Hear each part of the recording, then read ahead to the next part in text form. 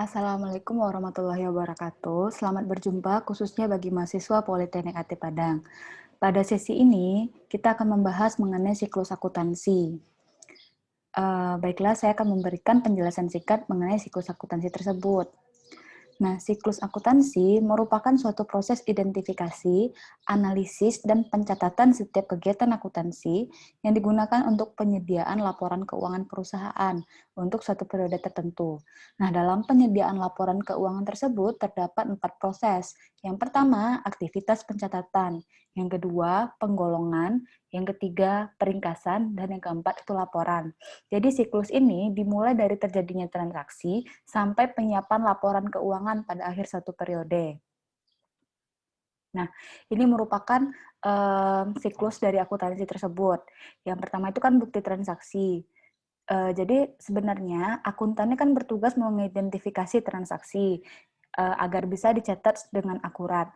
Nah, mana transaksi yang berdampak langsung terhadap kondisi keuangan perusahaan dan mana yang transaksi yang tidak berdampak langsung ke kondisi keuangan perusahaan.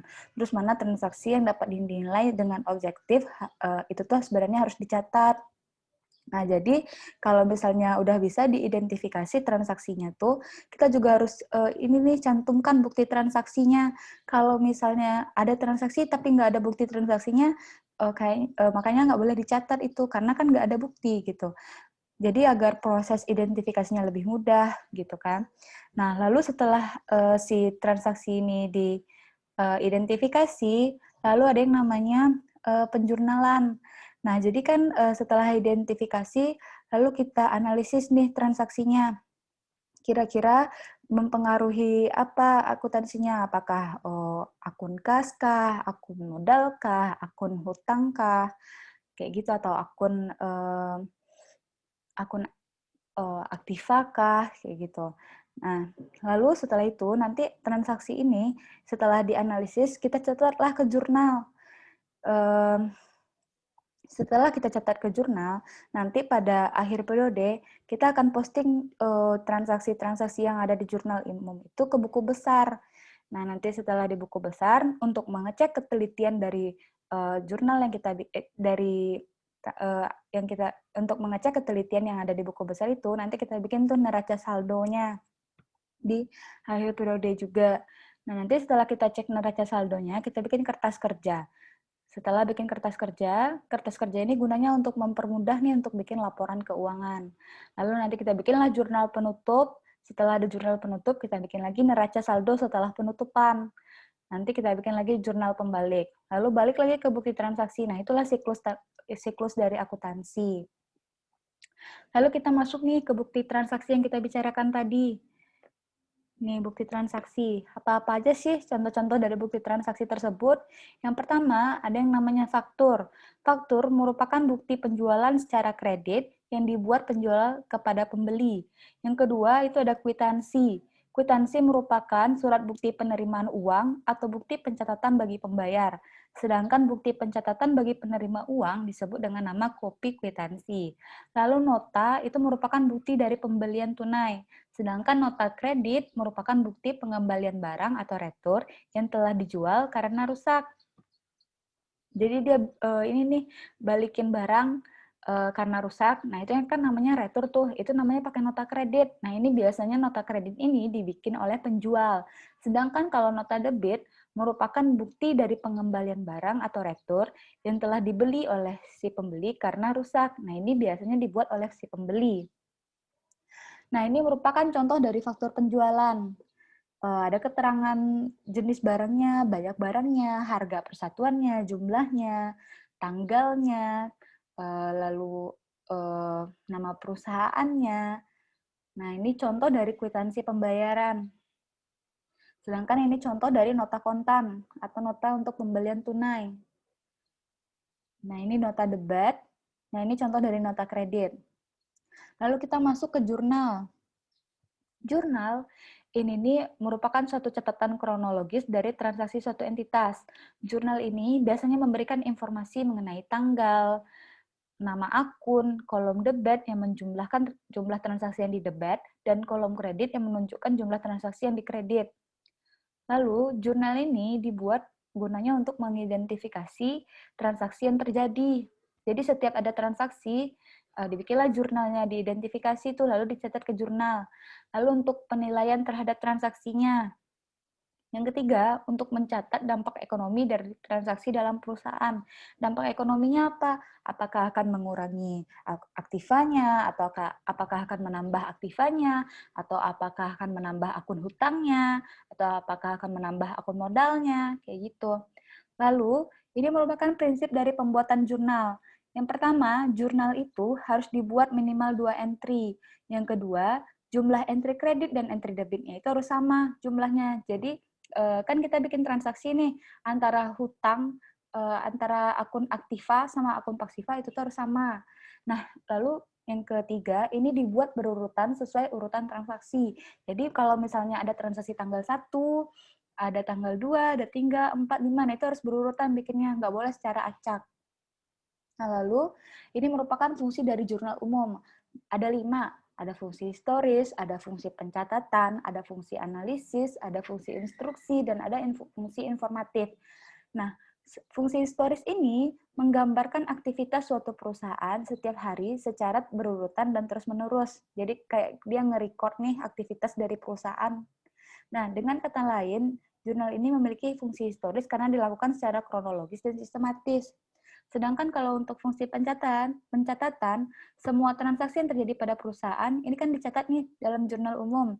Jadi kayak perubahan modal, biaya, kekayaan atau aset yang dimiliki oleh perusahaan, pendapatan perusahaan. Nah, ini harus dicatat terlebih dahulu ke dalam jurnal agar pembuatan laporan keuangan perusahaan dapat dilakukan dengan baik. Jadi sebelum bikin laporan keuangan, pertama-tama yang harus kita bikin pertama kali itu adalah jurnal. Lalu ada fungsi analisis, yaitu semua pencatatan transaksi yang dilakukan dalam jurnal umum adalah hasil dari analisis transaksi keuangan berupa kredit dan debit yang terpengaruh. Proses analisis ini meliputi penggolongan nama akun, pencatatan kredit atau debit, serta jumlah atau besarnya transaksi. Sedangkan fungsi instruksi, nah di fungsi instruksi ini bilang kalau misalnya proses pencatatan dalam jurnal tidak hanya sebatas dokumen transaksi, namun bersifat perintah atau petunjuk kredit atau debit. Sedangkan kalau fungsi informatif, dia bilang kalau misalnya terdapat informasi dan penjelasan bukti pencatatan transaksi yang terjadi pada perusahaan. Nah, ini merupakan proses dari pembuatan dari pencatatan jurnal. Yang pertama kita analisa nih transaksi, misalnya masuk nih transaksi ke perusahaan, misalnya perusahaan membeli perlengkapan, misalnya kita analisis nih kira-kira ini nih berdampak ke berpengaruh nggak sih ke keuangan perusahaan, apakah bakal duit keluar, atau apakah akan menambah hutang, atau apakah akan menambah aset perusahaan, kita analisa nih. Lalu kita tentukan akun yang terdampak dari transaksi tersebut. Kira-kira kalau misalnya kalau kita membeli sesuatu barang, apa aja sih akun yang terdampak? Gitu kan, kita membeli perlengkapan, berarti kan perlengkapan kita bertambah nih, berarti kan yang terdampak akun perlengkapan, nah kayak gitu. Atau kita ngebelinya pakai apa? Pakai cash. Jadi yang terdampak itu pakai tunai kan. Kita yang terdampak akun apa? Nah, itu yang terdampak biasanya akun, kalau kita belinya pakai tunai, biasanya yang terdampak itu akun kas gitu.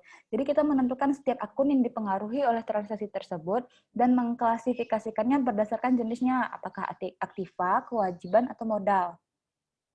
Lalu, proses yang ketiga, kita menetapkan apakah setiap akun tersebut mengalami penambahan atau pengurangan yang disebabkan oleh transaksi tersebut. Lalu, menetapkan apakah harus mendebit atau mengkredit akun. Dan yang terakhir, setelah kita tetapkan debit atau kreditnya, kita masukinlah transaksi ke dalam jurnal tersebut. Nah, selanjutnya ini merupakan peristiwa-peristiwa yang mempengaruhi akun-akun tersebut.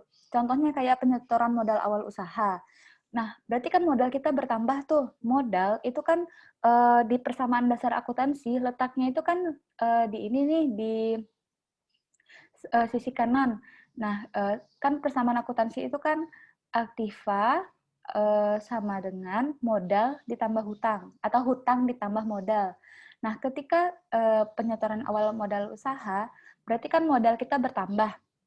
Nah, dia dalam bentuk apa modalnya itu? Dalam bentuk kas. Berarti kas kita bertambah di debit, karena ini akun aktiva. Nah, dan modal kita juga bertambah di kredit, karena ini akun yang di sisi sebelah kanannya. Lalu contohnya kayak pembelian peralatan secara tunai. Pembelian peralatan secara tunai, kita ngebeli barang, otomatis kita ngeluarin duit dong kalau mau beli barang, berarti kas kita, uang tunai kita berkurang. Nah, makanya kas itu letaknya di kredit, karena kan akun kas yang normalnya itu letaknya di debit kan. Ketika kas ini berkurang, maka jadilah ke kredit letaknya. Nah, sedangkan peralatan kita ini bertambah gitu, makanya letaknya di debit. Lalu pembelian peralatan secara kredit. Secara kredit berarti kan dengan hutang kita beli peralatannya. Hutang kita bertambah jatuhnya, nah peralatan kita juga bertambah. Kita beli peralatannya itu dari mana asal duitnya? Ya dari hutang gitu. Nah, jadi hutang kita bertambah, peralatan kita juga bertambah. Nah, itu kan akun normal hutang itu ada di ini nih di bagian kredit. Sedangkan akun ini akun normal si peralatan ada di bagian debit, makanya bertambah kedua-duanya. Lalu pembayaran hutang, berarti kan hutang kita nih berkurang nih. Sedangkan saldo normal untuk hutang itu kan ada di kredit. Berarti kalau ketika hutang kita berkurang, berarti dikurangilah. Jadi dari kredit yang saldo normalnya di kredit, jadinya di debit karena untuk mengurangi hutang. Lalu ketika kita ngebayar hutang, berarti otomatis kita ngeluarin duit dong karena kita ngebayar hutang. Nah, kas yang saldo normalnya ada di debit karena duit kita berkurang, jadinya di kredit gitu. Lalu penjualan barang secara kontan. Nah, pendapatan itu kan saldo normalnya ada di kredit nih. Nah, jadi kalau kita menambah pendapatan, berarti di kredit, kas kita juga bertambah, nah debitnya juga bertambah nih, kasnya juga bertambah di debit gitu. Nah, ke bawahnya sama nih penjelasannya, sesuai dengan saldo normal akun masing-masing. Lalu ini contoh dari jurnal umum, ada keterangan tanggal, ada keterangan ininya transaksinya, ada keterangan kolom debit sama kolom kredit dan jumlah dari nilai transaksi. Nah, ini contoh soalnya. Tanggal 1 Januari, Ibu Ratna membuka restoran dengan modal pertamanya itu 50 juta. Kita bikinlah contoh jurnalnya. Nih, 1 Januari kalau kalau nyetor modal, berarti modalnya bertambah 50 juta di kredit dan kasnya bertambah 50 juta di debit. Sedangkan tanggal 2 Januari dibeli lagi peralatan dapur seharga 15 juta secara kredit. Secara kredit berarti kan itu secara hutang nih, dia beli peralatannya dengan hutang. Berarti peralatannya bertambah di debit. Nih, dan hutangnya juga bertambah karena saldo normal hutang ada di kredit, berarti bertambah nih 15 juta di kredit. Lalu peralatan makan, dia beli peralatan makan sebesar 2 juta secara tunai. Nih, peralatan makan bertambah kan, karena peralatan kan saldo normalnya ada di debit nih, karena itu akun aset kan, aktiva, contohnya atau harta kekayaan kita. Nah, peralatan makan, nah kas berkurang, itu di kredit gitu. Lalu, dari hasil penjualan restoran diterima sebesar 500.000, udah kan tadi? Nih, ada 500.000, lalu dilunasi hutang yang tanggal 2 Januari tadi, dan membeli lagi satu set meja. Oh, jadi dia ngelunasin hutang, dibelinya lagi satu set meja, seharga 250.000 secara kredit. Mana hutang kas yang tanggal 2 Januari tadi dilunasinya 15 juta, berarti hutangnya berkurang, letaknya di debit, karena saldo normal hutang itu ada di kredit, kalau dia berkurang berarti di debit kan. Kasnya juga berkurang nih, saldo normal kas kan ada di debit, kalau dia berkurang berarti dia di kredit.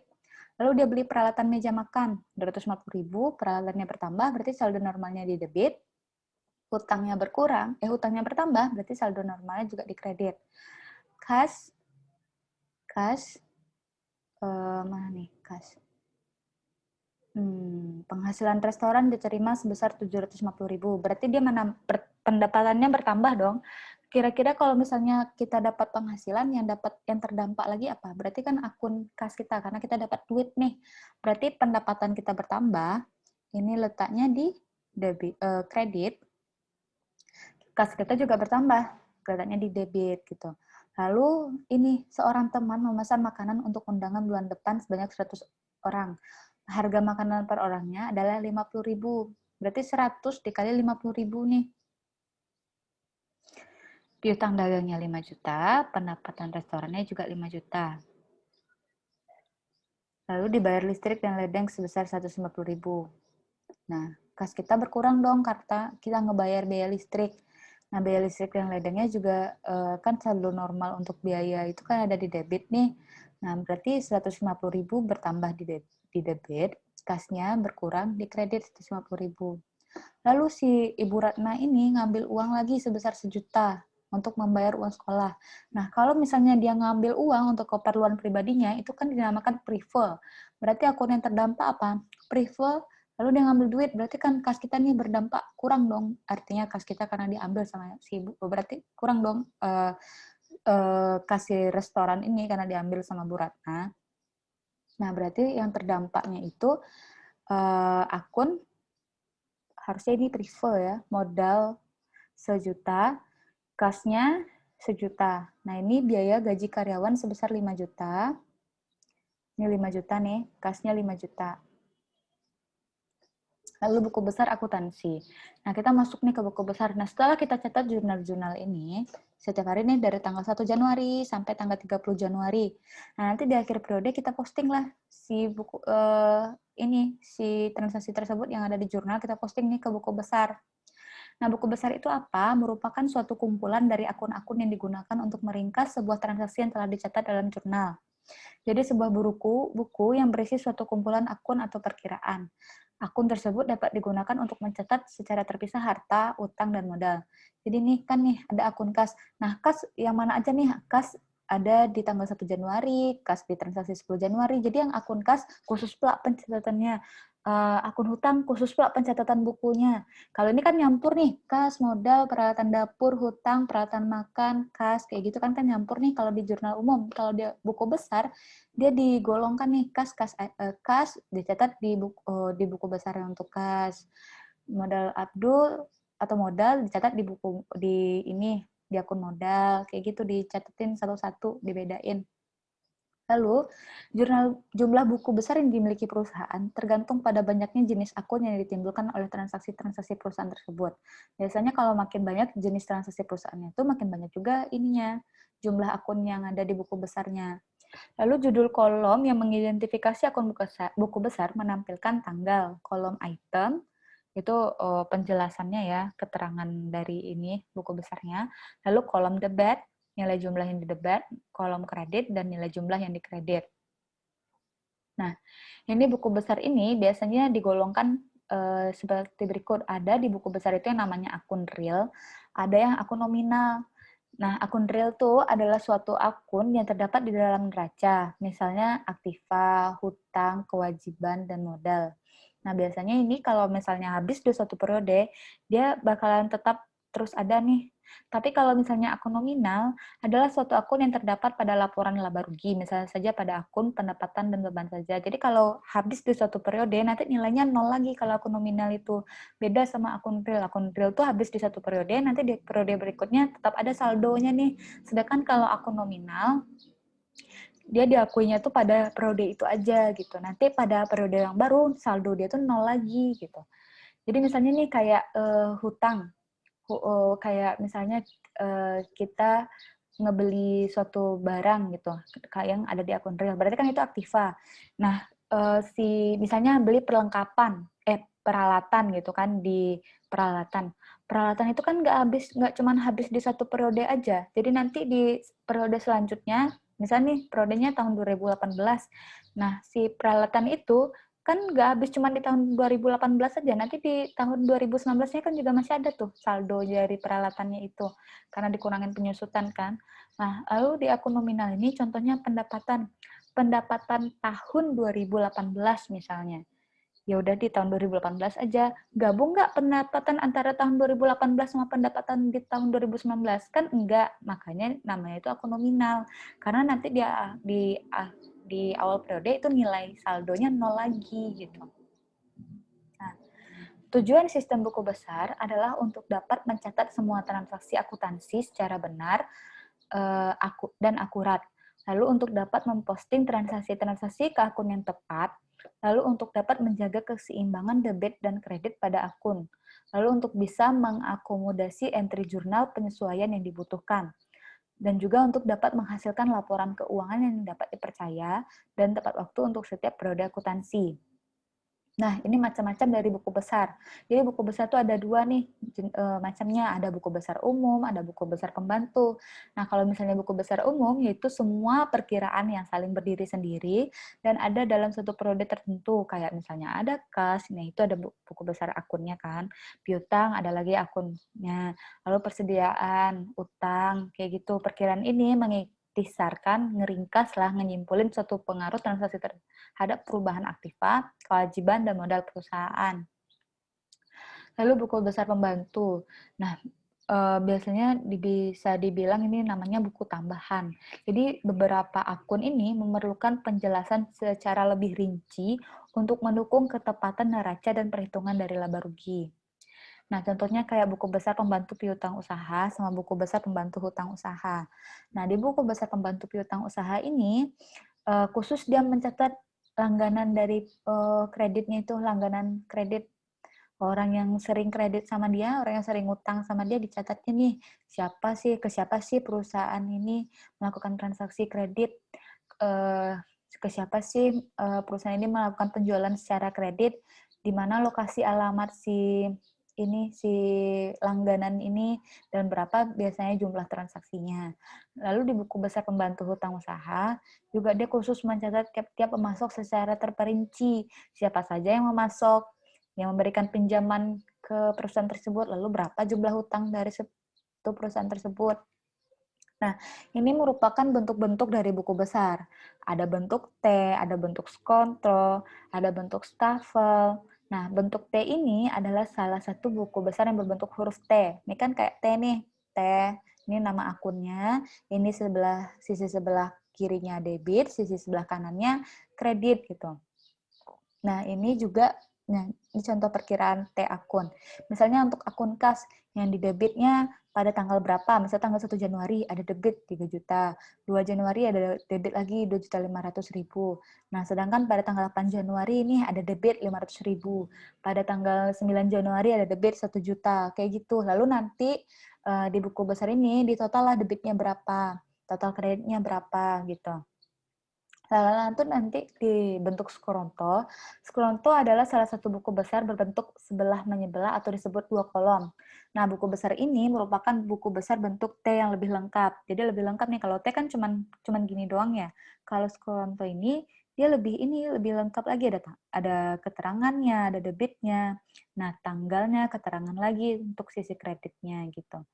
Nah, ini sedangkan ini contoh dari bentuk stafel. Nah, biasanya kebanyakan orang makainya bentuk stafel ini, tanggal, nama akun, ini keterangan, debit, kredit, lalu saldo debit kreditnya gitu. Nah, ini yang saldo tunggal, nah ini yang untuk saldo rangkap. Kebanyakan orang pakai yang saldo rangkap, akun stafel. Nah, ini contohnya nih. Nah, ini aturan debit dan kredit yang kita bicarakan tadi. Kalau Aktiva, ini saldo normalnya itu ada di debit. Jadi kalau misalnya ketika terjadi pertambahan Aktiva, nah bertambah nih debitnya, pertambahannya Aktiva itu di debit. Kalau misalnya terjadi pengurangan Aktiva, berarti pengurangannya itu letaknya di kredit. Lalu ke bawahnya juga sama nih, hutang, modal, privat, pendapatan, dan beban. Nah, ini merupakan langkah dari pemindahan jurnal umum ke buku besar. Yang pertama, pindahkan terlebih dahulu tanggal kejadian yang ada pada jurnal umum ke dalam tanggal buku besar. Yang kedua, pindahkan jumlah debit maupun jumlah kredit ke dalam kolom debit dan kredit pada buku besar. Yang ketiga, masukkan nomor halaman suatu jurnal atau referensi ke dalam kolom referensi atau referensi pada buku besar. Dan langkah terakhir, itu memindahkan jumlah penjelasan atau keterangan singkat pada jurnal umum ke dalam buku besar. Nah, ini contoh cara postingnya. Ini tanggalnya, ini kan di jurnal umum nih, kita pindahinlah ke buku besar. Di tanggal Juni 2013 kan, ini kan ada akun kas nih. Berarti yang terdampak apa nih? Kan kas sama modal. Berarti kita catat ke buku besar umum yang kas sama buku besar umum yang modal. Kas tanggal 1 Juni, misalnya debitnya 100.000 bertambah kan, lalu akun modal kan terdampak juga di kredit saldo normalnya gitu. Nah, ini contoh transaksi dari yang tadi nih, yang di jurnal tadi kan kita mau ngepostingnya kan. Kita posting lah yang si akun kas tadi. Kan ada setoran modalnya nih, kas 50 juta, modal Abdul 50 juta. Berarti nih, kasnya berdampak debit kredit 50 juta. Ini debitnya 50 juta. Yang modal juga berdampak nih, nambah nih modalnya. Dia saldo normalnya kan di kredit. Nah, berarti saldo normalnya ada 50 juta dan kita lihat saldonya 50 juta.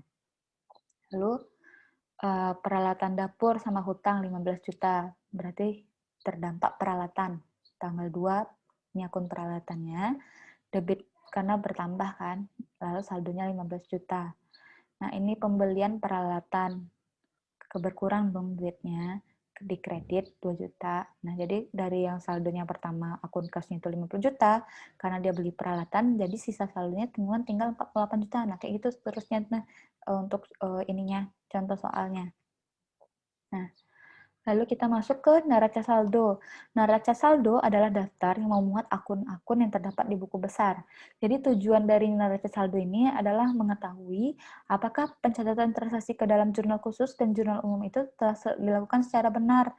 Tujuan lainnya adalah untuk mengetahui apakah jurnal tersebut telah dipotong secara tepat dalam buku besar utama. Manfaat neraca saldo yang pertama adalah untuk dapat memudahkan dan melakukan pengecekan terhadap kebenaran buku besar yang telah dibuat. Yang kedua, sebagai sumber pembuatan kertas kerja. Yang ketiga, sebagai dasar penyusunan laporan keuangan perusahaan. Yang fungsi neraca saldo ini ada 4, yaitu fungsi persiapan, fungsi pencatatan, fungsi koreksi, dan fungsi monitoring. Fungsi persiapan itu untuk mempersiapkan pembuatan laporan akhir keuangan pada suatu perusahaan, baik perusahaan barang atau jasa. Sedangkan untuk fungsi pencatatan ini, dia mencatat setiap data-data yang ada pada setiap akun. Jadi data-data yang ada setiap akun tuh dicatatnya terus. Lalu untuk fungsi koreksi, dia melakukan koreksi terhadap seluruh catatan serta siklus akuntansi.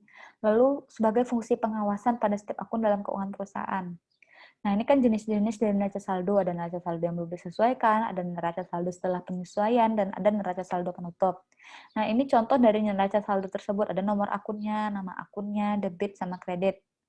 Nah, ini tahapan dalam menyusun neraca saldo. Ada menyertakan nama akun dan saldonya, lalu menyertakan kolom kredit dan debit, lalu memberikan bukti kesamaan jumlah dari kedua kolom. Sama nggak sisi debit sama sisi kreditnya? Nah, ini contohnya nih, tadi kan ada nih di akun kas kita hitung berapa tadi tuh yang kasnya. Kasnya kan sisanya 28.100.000. Kita bikinlah ke neraca saldo. Nih, di debit 28.100.000. Sedangkan untuk akun piutang dagang, berapa sisa saldonya tadi di akhir periode untuk piutang dagang? Nih, ada 5 juta di debit. Berarti kita catat nih di neraca saldo 5 juta. Sedangkan untuk peralatan, itu tadi kita lihat lagi di peralatan. Nih, peralatan. Nah, sisa saldonya tadi di akhir periode itu ada 17.250.000. Nih, 17.250.000. Nah, ini akun hutang nih, berapa sisa saldonya di akhir periode? Ada 250.000. Hutang, nah 250.000 kan sisa saldonya di akhir periode. Nah, lalu kita lihat nih, kita kayak gitu kan semuanya ke bawah kita liatinnya. Lalu kita jumlah nantinya. Kita lihat nih sama nggak kira-kira sisi debit sama sisi kreditnya. Kalau sama sisi debit sama sisi kreditnya jumlahnya, berarti kita udah memposting si buku besar tadi itu secara tepat. Udah kita ngeletain ininya secara tepat. Apa sih transaksi-transaksinya itu udah kita posting secara tepat. Karena sisi debit sama sisi kreditnya sama jumlahnya gitu. Lalu sampai sini untuk sesi kali ini. Semoga penjelasan saya dapat kalian mengerti. Assalamualaikum warahmatullahi wabarakatuh. Untuk siklus akuntansi bagian selanjutnya kita bahas di pertemuan selanjutnya juga.